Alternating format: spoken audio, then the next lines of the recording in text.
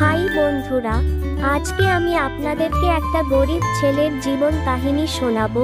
ছেলেটার নাম রাজু। রাজু 12 বছর বয়সেই কাজে লেগে যায়। আস্তে আস্তে কাজ শিখতে লাগলো। প্রায় 2 বছর লাগলো রাজুকে কাজ শিখতে। এখন রাজু ভালো টাকা ইনকাম করতে পারে। রাজু যেই টাকাটা ইনকাম করে সেই পুরোটাই টাকাটাই তার বাবার হাতে তুলে দেয়। ওখান থেকে রাজুর বাবা রাজুকে কিছু টাকা হাত খরচের জন্য দেয়।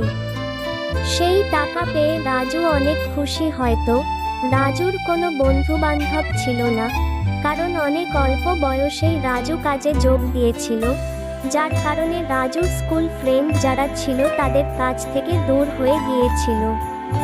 কারণ রাজু সব সময় কাজে থাকতো, তাই রাজুর স্কুল ফ্রেন্ডের সাথে তেমন যোগাযোগ হয়তো না, আর তাই রাজুর লাইফে তেমন বন্ধু বান্ধবের সাথে ঘোরাঘুরি করা হয়নি।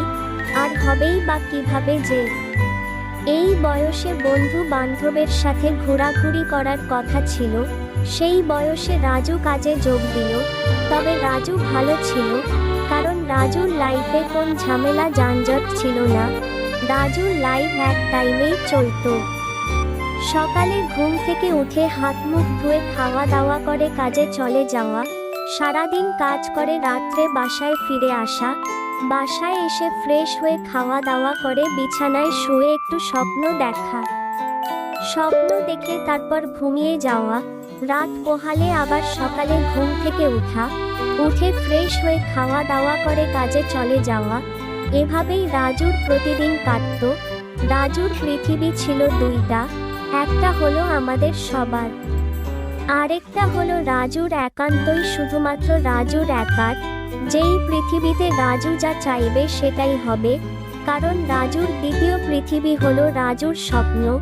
রাজু বিছানায় শুয়ে শুয়ে প্রচুর স্বপ্ন দেখত। সারাদিন কাজ করে যতই ক্লান্ত হোক না কেন, রাতে বিছানায় শুয়ে স্বপ্ন দেখে সব ক্লান্ত দূর করে ফেলে। কারণ এটা রাজুর পৃথিবী, এখানে রাজু যা চাইবে তাই হবে।